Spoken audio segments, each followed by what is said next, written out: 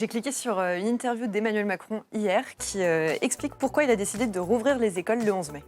Dans la vie d'un enfant, rester 2 mois à la maison, c'est quand même très traumatisant. On a des enfants qui décrochent, moins que dans d'autres pays, mais pour des raisons éducatives, pour des raisons sociales, parce que les inégalités familiales, les inégalités de logement sont multipliées dans ces périodes. On a besoin de faire progressivement revenir les enfants à l'école. Alors en ce qui concerne les règles sanitaires, tous les profs vont devoir porter des masques, mais ce ne sera pas obligatoire pour les élèves. Les jeux de ballon seront interdits, les classes nettoyées tous les jours et les bureaux des élèves devront être espacés d'1 mètre. Alors dans certains pays qui sont déjà déconfinés, ils ont trouvé des astuces un peu différentes que celles de la France. En Chine par exemple, toutes les écoles ont été désinfectées de fond en comble.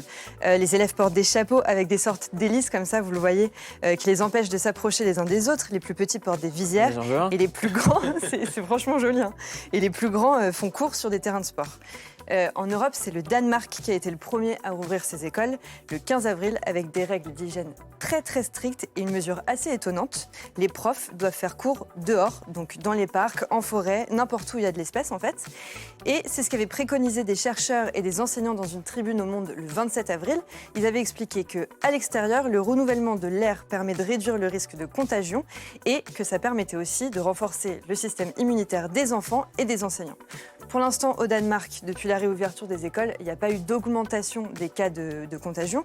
Mais malgré ça, il y a des parents qui ne veulent pas renvoyer leurs enfants à l'école. Et en France, c'est pareil. Selon un sondage Odoxa, 64% des parents ont prévu de ne pas renvoyer leurs enfants à l'école le 11 mai. Alors, on a demandé à un virologue si ça pouvait être vraiment dangereux. Ce qu'on sait en tout cas, c'est que les enfants semblent être infectés par le virus. Par contre, ils développent extrêmement peu de symptômes. Donc la difficulté va être évidemment d'identifier si il y a de nouvelles infections.